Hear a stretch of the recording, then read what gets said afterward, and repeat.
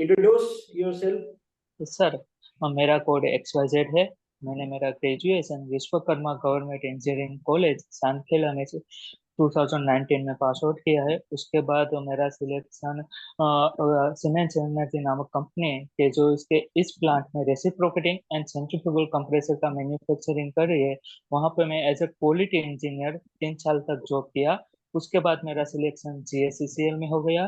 तो वहां पे मैं एज ए जूनियर इंजीनियर अभी जॉब कर रहा हूँ। Kutch lignite thermal power station में as a junior engineer turbine maintenance department में मैं अभी जॉब कर रहा हूँ। ठीक है, तो आप एज अ क्वालिटी इंजीनियर लगे थे पहले। तो यस कौन कौन से इंस्ट्रूमेंट आप यूज करते थे फॉर द क्वालिटी मेजरमेंट?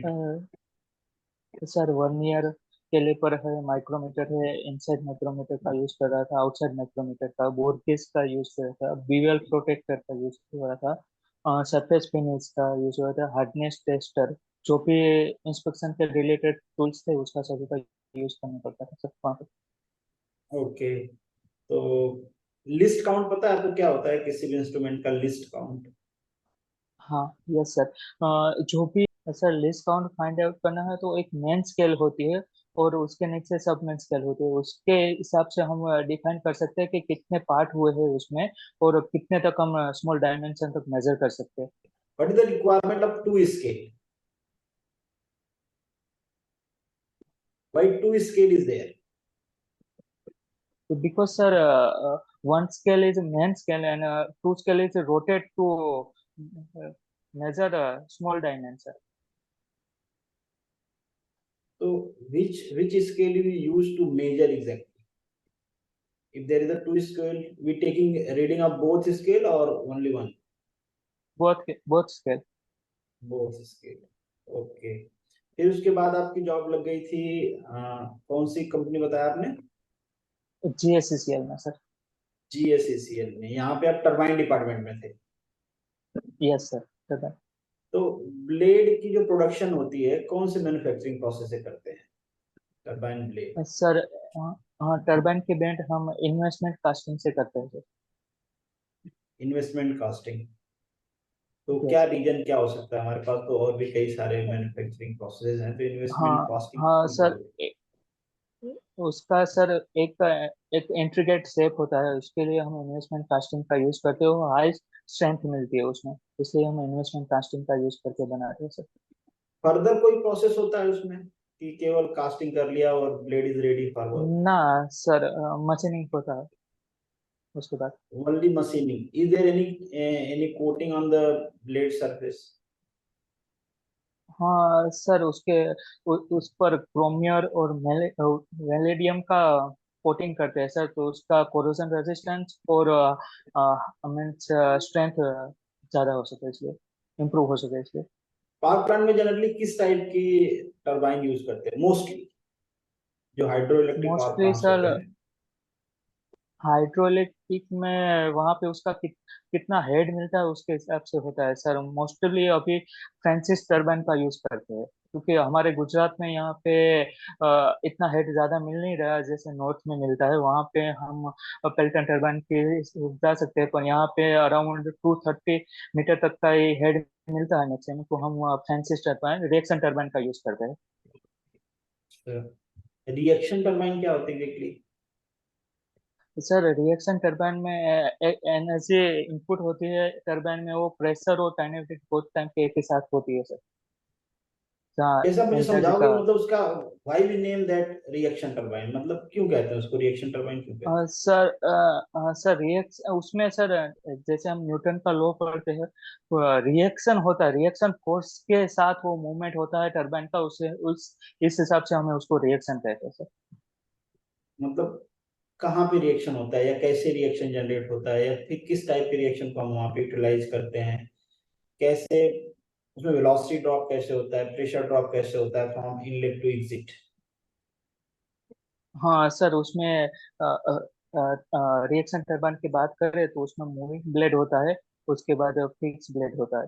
जैसे मूवमेंट में वेलोसिटी प्रेशर प्रेशर इंक्रीज होता है, प्रेशर का कोई चेंज, रिएक्शन टरबाइन में मूविंग ब्लेड में प्रेशर का चेंज होता है और वेलोसिटी डिक्रीज होती है। और वो फिक्स ब्लेड होती है उसमें फिर से वेलो प्रेशर का भी डिक्रीज होता है और वेलोसिटी इंक्रीज होती है वहाँ पे, means constantly. So basically, you are a quality control engineer, huh? Yes sir. So Hitesh, how will you define quality? Sir quality एक स्टैंडर्ड, हम स्टैंडर्ड को स्पेसिफाई करते हैं, उसके हिसाब से वो जो प्रोडक्ट मैन्युफैक्चर होती है वो उसके टॉलरेंस जोन में होता है, उसको हम क्वालिटी बता सकते हैं कि वो कस्टमर के नीड को रिक्वायरमेंट को फुलफिल करता है और सेटिस्फाई करता है उस कस्टमर को, उसको क्वालिटी बोल सकते हैं सर। Okay, तो बस गुड, सही बात है। और जो अच्छा जो तो स्टैंडर्ड है उसको फॉलो, स्टैंडर्ड को जो फॉलो करता है उसको भी क्वालिटी करते हैं। स्टैंडर्ड नॉर्म्स को होता है, आईएसओ होता है, जो जिसमें जो बताया होता है, जैसे कि ड्राइंग है, ड्राइंग के वेरिएशन को बता के जो क्वालिटी हमें प्राप्त होती है उसे हम क्वालिटी कह सकते हैं किसी भी good. So what are the manufacturing methods component. of inspection? Sir in in process receipt पहले रेसिप इंस्पेक्शन होता है, बाद में इन प्रोसेस इंस्पेक्शन होता है, बाद में लेआउट इंस्पेक्शन होता है और लास्ट में फाइनल स्टेज में भी इंस्पेक्शन होता है। Okay. Any रेसिप specific में methods? Sir specific method idea नहीं आ रहा सर। मतलब कोई सा मेथड जो आप यूज करते हो क्वालिटी कंट्रोल के लिए, कैसे करते हैं आप? सर हमारे यहाँ पे कास्टिक का इंस्पेक्शन होता है तो वो विजुअली होता है, और एनडीटी टेस्ट करते हैं, नॉन डिस्ट्रक्टिव टेस्टिंग।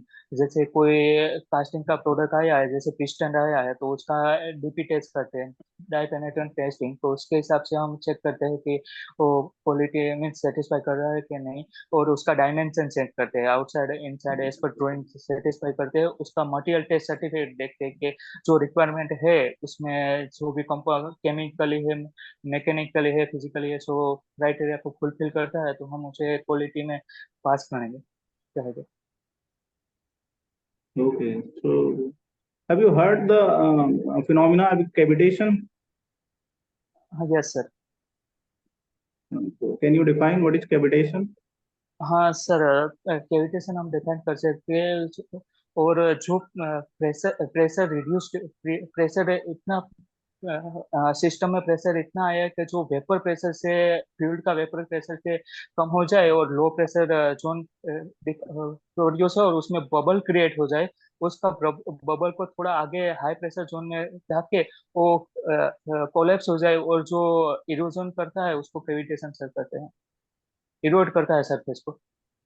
यस तो बता सकते हैं आप कहाँ पे होता है हितेश ये फिनोमिना टरबाइन में? यस सर, टरबाइन में एग्जिट में सर होता है, लास्ट स्टेज में टरबाइन के एग्जिट में कैविटेशन होता है, और पंप में इनलेट पे होता है,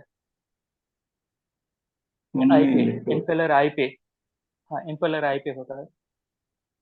ओके ओके। तो how will you define production? Sir production को डिफाइन करने के जो भी, एक मिनट, एक मिनट सर मैं। कोई बात नहीं, ऐसा चलिए, आपने मैन्युफैक्चरिंग प्रोसेस के बारे में सुना होगा जरूर। Yes sir. So broader term में पूछा जाए तो कितने तरह के मैन्युफैक्चरिंग प्रोसेस होते हैं? सर मतलब प्रोटोटाइप स्पेसिफिक में स्पेसिफिक मैं किसी स्पेसिफिक प्रोसेस का नाम ना पूछ के ब्रॉडर टर्म में पूछूं, हाँ ठीक है? तो सर कास्टिंग हो सकती है, मैन्युफैक्चरिंग प्रोसेस में वेल्डिंग कर सकते हैं हम, और फॉर्मिंग प्रोसेस कर सकते हैं, मशीनिंग प्रोसेस कर सकते हैं, इसमें मशीनिंग मशीनिंग प्रोसेस होती है सर, प्रोटोटाइपिंग कर सकते हैं तो। ठीक है। अच्छा हितेश, एक और चीज आपने सुना होगा, अनकन्वेंशनल या नॉन कन्वेंशनल मशीनिंग सिस्टम, सुना है क्या? Yes sir.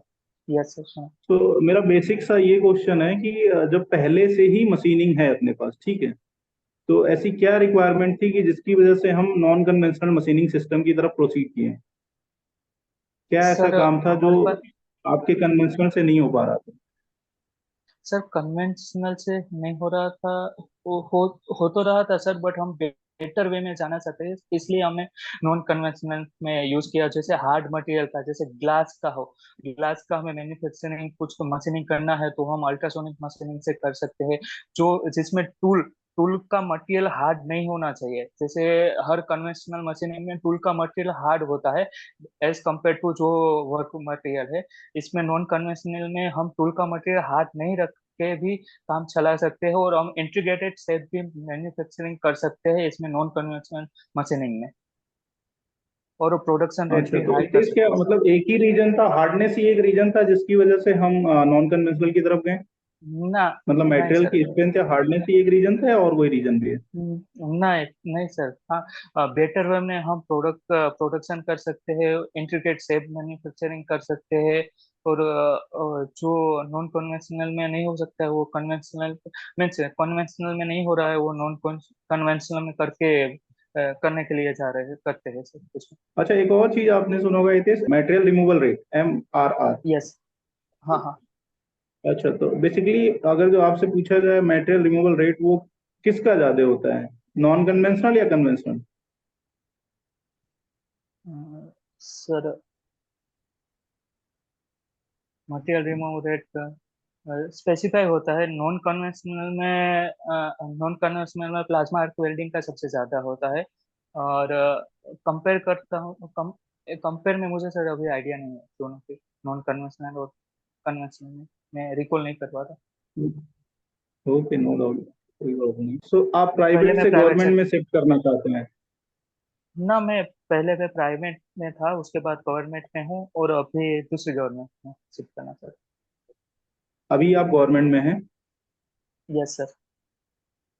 अच्छा, तो क्या ऐसा रीजन है कि आप करंट पोजीशन को छोड़ के कहीं और जाना चाह रहे हैं? सर मैं करंट पोजीशन में अभी 7 से 7 महीने से ज्वाइन हुआ है इलेक्ट्रिसिटी बोर्ड में, पावर प्लांट में। तो वहाँ पे मुझे थोड़ा हेल्थ रिलेटेड इशू लगा कि मैं स्टार्टिंग में गया तो थोड़ा सल्फर कंटेंट और सोक्स और नोट्स के हिसाब से वहाँ पे मेरा एनवायरनमेंट में मैं सूट नहीं कर पा रहा था। मुझे थोड़ा हेडेक और जैसा हो रहा था, आई में थोड़ा प्रॉब्लम होने वाला था, मीन्स थोड़ा पेन हो रहा था, इसलिए मैंने फ्यूचर का डिसाइड करते हुए मैंने इस जॉब में जाना चाहता हूँ। अच्छा, और अभी आप जहाँ जा रहे हैं वहाँ पे ऐसी कोई कंडीशन नहीं है हाँ सर, यहाँ जहाँ पे जाने ऐसी के लिए आप कंडीशन नहीं प्रिपेयर है। कर रहे हो? हाँ हाँ, yes sir. Okay. As compare to power plant नहीं है sir. Okay, okay. Manu sir.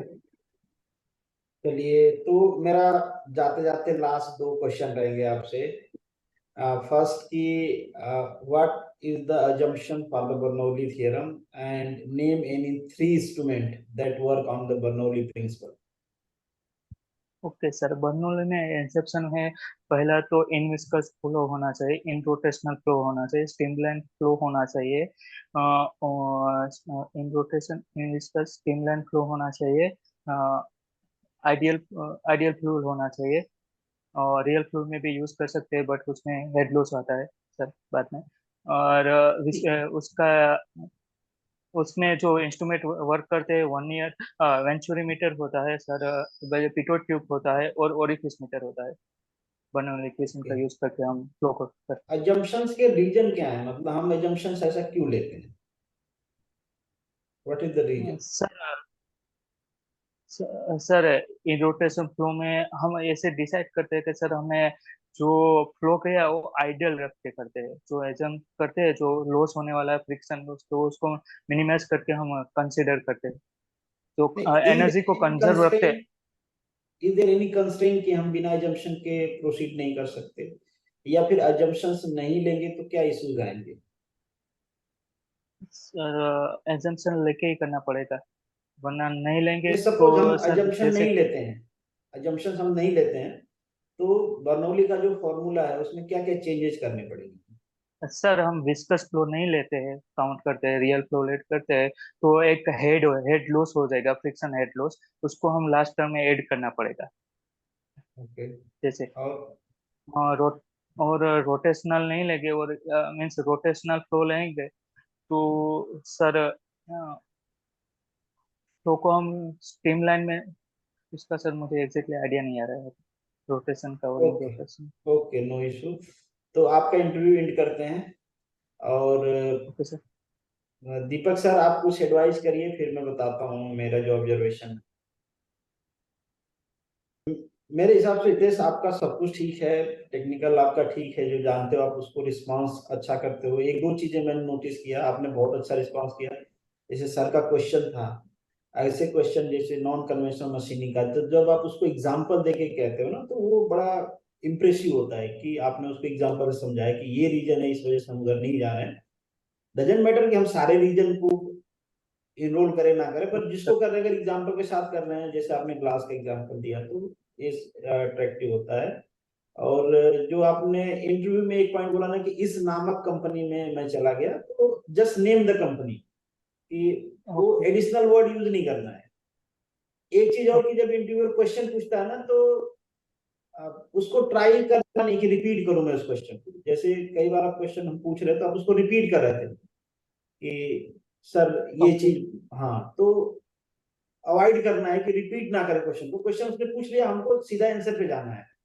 ठीक है, ओके मतलब ये थोड़ा सा लो कॉन्फिडेंस को शो करता है कि हम किसी की बात को रिपीट करते हैं, तो क्योंकि उसने पूछ दिया, हमने सुन लिया, तो हमको अब रिप्लाई पे जाना है। बाकी आपका सब कुछ ठीक है, टेक्निकल ठीक है। और मोस्ट प्रॉब्ली आपके एक्सपीरियंस से आपको क्वेश्चन पूछा जाएगा, क्योंकि जो बच्चे एक्सपीरियंस वाले गए हैं, जिनका इंटरव्यू हुआ, मैंने पोस्ट भी किया था टेलीग्राम में कुछ क्वेश्चन, तो हाँ, उनको यस सर, एक्सपीरियंस मैंने जा देखा रहा सर। है। इंट्रो श्योर पूछा जा रहा है बच्चों से, आपसे बेसिक इंट्रो पूछा जाएगा, तो एक आप देख लो, इंट्रो को 2-3 बार रिपीट करके आप देख लेना कि मुझे क्या बताना, और वर्डिंग भी देख लेना उसका, कि मतलब वर्डिंग मैंने ओके सही चूज किया है ना। और ओके सीक्वेंस भी मैटर करता है इंट्रो में, कि किस इंट्रो में हम दे रहे हैं, किस सीक्वेंस में दे रहे हैं। तो पहले एजुकेशन क्वालिफिकेशन बताना है, फिर पहला एक्सपीरियंस, फिर दूसरा एक्सपीरियंस, अगर ज्यादा है तो मतलब लास्ट एक्सपीरियंस लास्ट में बताना है। इसी में अगर आपको लगता है कि ये चीज को किसी एक्सपीरियंस में मैं ये चीज अगर हाईलाइट करूं, जैसे मान लीजिए क्वालिटी में थे आप, तो क्वालिटी में या फिर टरबाइन में है आप, तो इस टाइप के किसी स्पेसिफिक फील्ड को हम हाईलाइट करते हैं। जैसे क्वालिटी में भी आप कह दो, कोई स्पेसिफिक नेम दे दो कि पर्टिकुलर मैं इसमें था, क्यूए में इसमें था, या फिर मान लो मशीनिंग आप ओवरऑल क्यूए में रहे होंगे कि सारा चीज आप ही कर रहे हो, सब में कर रहे हो, तो कोई बात नहीं। तो आपको लगता है कि कोई स्पेसिफिक फील्ड में दे देता हूँ जिसमें मेरे पकड़ ठीक है, तो हो सकता है वहां से भी क्वेश्चन आपसे पूछे, तो आपका इंटरव्यू अच्छा जाएगा। अगर नहीं भी दे तो आप तो चलेगा। तो बाकी सब हमारे हिसाब से बिल्कुल अच्छा था, बढ़िया है। थोड़ा सा हैंड मूवमेंट, और एक दो बार मैंने देखा कि जब क्वेश्चन आपको नहीं आता है, तो आपका आई कांटेक्ट टूटता है, आप दूसरे साइड या ऊपर मुंह करके सोचते हो, उसको अवॉइड कर देना है। नहीं आता है या फिर आता है, इंटरव्यूअर के साथ कांटेक्ट में रहना है, कांटेक्ट लूज नहीं करना है। Okay sir.